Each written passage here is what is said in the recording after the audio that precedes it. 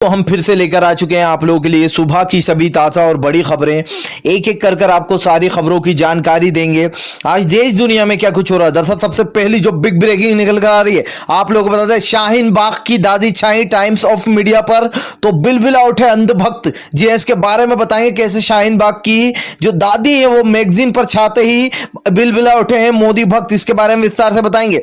वहीं पर दूसरी बिग ब्रेकिंग में हम आपको बताएंगे कपिल मिश्रा और जबरदस्त तरीके से कपिल मिश्रा पर मुस्लिम समुदाय ने निकाली अपनी भड़ास। कहा बीजेपी सपोर्ट कर रही है। जी हां, जो बीजेपी की ही बुराई करता था हमारे देश के पीएम की, आज वो खुद ही उनके तलवे चाट रहा है। इसके बारे में विस्तार से बताएंगे।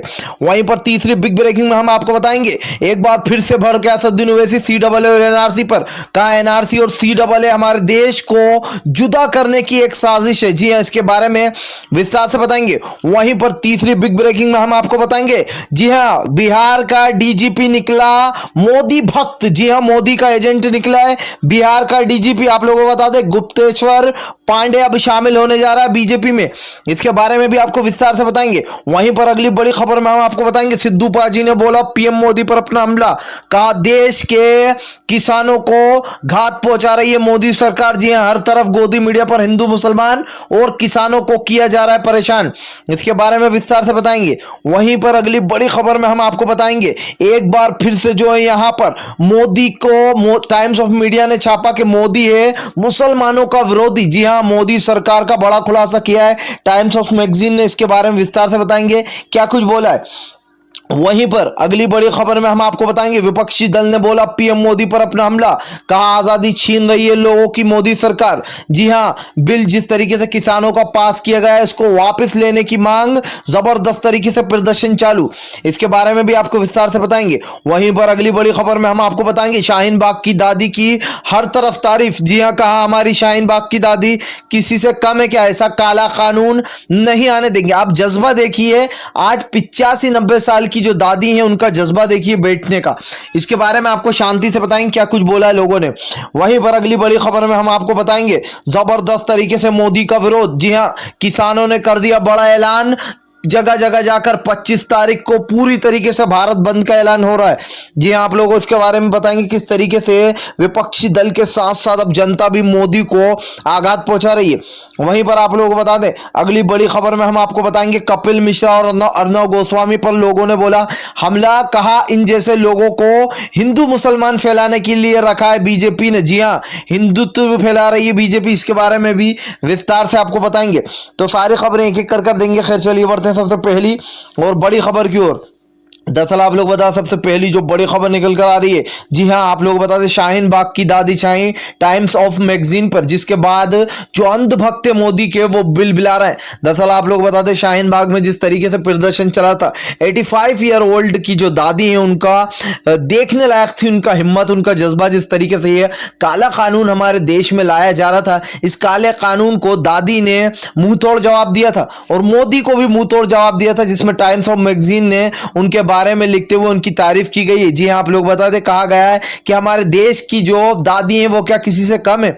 और जिस तरीके से यहां पर मोदी के खिलाफ पूरा देश हो गया था, ये साफ साफ देखने को मिल रहा है कि किस तरीके से मोदी की आरती उतारी जा रही है। जी हां, दादी छा गई हैं शाहीन बाग की। खैर चलिए बढ़ते हैं एक और अगली बिग ब्रेकिंग की तरफ। बता दें अगली जो बड़ी खबर निकल कर आ रही है, एक बार फिर से भड़के लोग कपिल मिश्रा पर। जी हां, कपिल मिश्रा और अर्नब गोस्वामी पर निकाली लोगों ने अपनी भड़ास। कहा हिंदू मुसलमान करती है मोदी सरकार, जानबूझकर कपिल मिश्रा जैसे लोगों को दे रही है पनाह। जी हां, दरअसल आप लोगों को बता दें अभी रिसेंटली दिल्ली पुलिस ने कपिल मिश्रा का जो है यहां पर वो लिया था बयान, जिसमें कपिल मिश्रा कहना है कि वो CAA का जो प्रदर्शन कर रहे थे उन लोगों को सिर्फ और सिर्फ समझाने गए थे। क्या ऐसे समझाया जाता है कि हम लोग वापस आएंगे, अगर यहां से नहीं हटे तो फिर उसके बाद हम क्या करेंगे? इस तरीके से भड़काऊ भाषण दिया गया था और वो वीडियो भी तेजी से वायरल हुआ था कपिल मिश्रा का। उसके बाद आप लोगों को बता दें, अब मैं आपको एक पॉइंट बताता हूं। 2002 में गुजरात मंडल जला, ठीक है, और इसने आरोप लगाया था पीएम नरेंद्र मोदी पर, ठीक है, जिसकी आज ये आप समझ सकते हैं क्या मैं बोलना चाह रहा हूं। 2002 में इसने खुद आरोप लगाया था कि पीएम मोदी जो है यहां पर ISI से मिले हुए हैं, ठीक है। उसके बाद 2020 में दिल्ली चला, क्यों नहीं रोका गया दिल्ली दंगा? कोई सा भी बड़ा दंगा, आप लोगों को बताते, पूर्व जज ने खुलासा किया है, कोई सा भी दंगा 12 घंटे या 24 घंटे से ज्यादा नहीं चल सकता। लेकिन ये दंगे जो है वो पूरे 48 घंटे चले, यानी कि 2 दिन। तो आप सोच सकते हैं हमारी दिल्ली पुलिस क्या कर रही थी और ये किसके कहने पर हो रहा था। सोची समझी चाल थी, CAA के प्रदर्शनकारियों को हटाने की कोशिश की जा रही थी, इसीलिए ये दिल्ली दंगा फैलाया गया। और आज जिस तरीके से कपिल मिश्रा जैसे लोग जो कि आज पीएम मोदी के पीछे आगे पीछे घूम रहा है, वो खुद ही 2002 में पीएम मोदी को ISI से मिला हुआ इंसान बनता था। तो आप खुद सोच सकते हैं किस तरफ है वो साला। खैर चलिए बढ़ते हैं एक और अगली बिग ब्रेकिंग की तरफ। बता दें अगली जो बड़ी खबर निकल कर आ रही है, टाइम्स मैगजीन ने किया बड़ा खुलासा। कहा पीएम मोदी हिंदू मुसलमान करती है बीजेपी की सरकार और हिंदुत्व का परझंडा लहराती है। दरअसल आप लोग बता दें, टाइम्स ऑफ मैगजीन का कहना है कि आज मुसलमान, इंडिया का जो मुसलमान है वो काफी खतरे में। जी हाँ, इंडिया के मुसलमान को आज बोलने की आजादी नहीं दी जा रही है। अगर कोई भी कुछ बोलता है तो उसको CAA के प्रदर्शन में जो यहाँ पर उसके ऊपर दंगे का आरोप लगाकर उसको अंदर डाल दिया जाता है। टाइम्स ऑफ मैगजीन ने खुलासा किया है कि जो बीजेपी की सरकार है वो हिंदुत्व फैलाने में ज्यादा आगे, ऐसे में जानबूझकर वो हिंदुत्व फैलाती है कि आने वाले समय में उसको वोट मिले। आप लोग बताते हैं ये बड़ा खुलासा करती हुई नजर आई है टाइम्स ऑफ मैगजीन, जहां पर साफ साफ बताया गया है कि मोदी सरकार हिंदू मुसलमान फैलाने में सबसे आगे। खैर चलिए बढ़ते हैं एक और अगली बिग ब्रेकिंग की तरफ। बता दें अगली जो बड़ी खबर निकल कर आ रही है, बिहार का DJP निकला मोदी भक्त। जी हाँ, बड़ा खुलासा हुआ। दरअसल आप लोगों को बता दें कि मुंबई पुलिस पर सवाल उठाए थे DGP ने, गुप्तेश्वर पांडे। ये आपको याद होगा सुशांत सिंह मामले में अभी गुप्तेश्वर पांडे बहुत उचक रहा था, इसने बहुत ही भद्र व्यवहार किया था और ऐसी ऐसी लैंग्वेज बोली थी कि एक DGP को ये लैंग्वेज शोभा नहीं देती। गुप्तेश्वर पांडे के खिलाफ लोगों ने हाय हाय के नारे भी लगाए थे कि ये कैसा DGP जो एक लड़की के बारे में इस तरीके की बातें बोल रहा है। जी हाँ, रिया चक्रवर्ती के बारे में काफी कुछ बोला था। अब गुप्तेश्वर पांडे ने दे दिया है अपना इस्तीफा। जी हाँ, माना जा रहा है कि अब बिहार से लड़ने जा रहा है चुनाव। अब आप देख सकते हैं कि कैसे मोदी भक्त अंदर घुसे बैठे, हर जगह CBI में कहीं पर भी परझंडा लहरा रहा है। और ये साफ साफ खुलासे जब होते हैं इन लोगों के, तो देश की जनता और भी सतर्क हो जाती है कि किस तरीके से हमारे देश की जनता को बेवकूफ बनाया जा रहा है। खैर गुप्तेश्वर पांडे ने भले ही अपना इस्तीफा दे दिया, लेकिन लोगों के सामने उसकी पोल खुल गई है कि वो क्या करना चाह रहा है और किस तरीके से लोगों को बरगलाया जा रहा है। खैर चलिए बढ़ते हैं एक और अगली बिग ब्रेकिंग की तरफ। बता दें आप लोगों को, एक बार फिर से सिद्धू पाजी भड़के पीएम मोदी पर। जी हां, कहा किसानों की आजादी छीन रही है मोदी सरकार। इस देश से, किसान से ही देश चलता है और उस देश के किसानों को बेरोजगार बनाने जा रही है मोदी सरकार। दरअसल आप लोग बता दें, बेरोजगारी हमारे देश में चरम सीमा पर पहुंच चुकी है और आज हमारे देश में, आज हमारा देश का नौजवान युवा बेरोजगार है। ऐसे में जबरदस्त तरीके से लोगों ने अपनी भड़ास निकाली है पीएम मोदी पर। सिद्धू पाजी का कहना है कि जिस तरीके से लोगों की आजादी छीनी जा रही है मोदी सरकार द्वारा, आने वाले समय में देश की जनता मांगेगी सवाल। जी हाँ, 2024 में अलग होगा हाल। बीजेपी का हाल ऐसा होगा कि कोई उसको धर्म साटे पूछने वाला नहीं बचेगा। दरअसल सिद्धू पाजी का कहना, आज हम जहां पर भी जाते हैं, गोदी मीडिया को देखते हैं, तो वहां पर कुछ भी काम की खबर नहीं बताई जाती। जानबूझकर हिंदू मुसलमान या फिर रिया चक्रवर्ती या फिर सुशांत सिंह का केस बताया जाता है। ऐसा लगता है पूरी जो गोदी मीडिया है वो मोदी सरकार के कहने पर चलती है।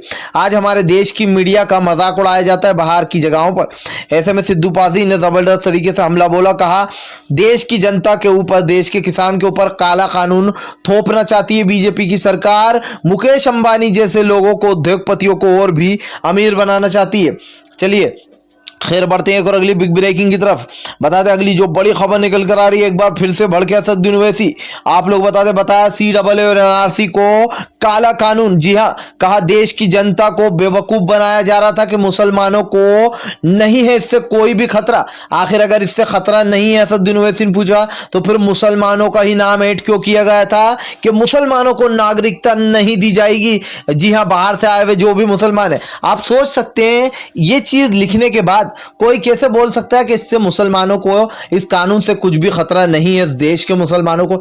इस देश से भले ही बाहर के मुसलमान आए हों, लेकिन वो यहां पर रहने के बाद इस देश के बन चुके हैं। और वहीं पर जो हिंदू भाई हमारे दूसरे देशों से आए, उनको नागरिकता दे दी जाएगी। तो क्या ये पक्षपात्र नहीं है? क्या ये पक्षपात्र में नहीं आता कि हिंदू भाइयों को इसकी नागरिकता दे दी जाएगी लेकिन मुसलमानों को नहीं दी जाएगी? तो यहीं पर साफ साफ तो दिख रहा है, पढ़ा लिखा इंसान समझ चुका था। फिर हमारे पीएम मोदी मोदी और हमारे गृह मंत्री देश को क्या समझाना चाहते थे कि वो ज्यादा ओवर स्मार्ट हैं या फिर जो देश की जनता है वो रोटी की जगह घास खा रही है।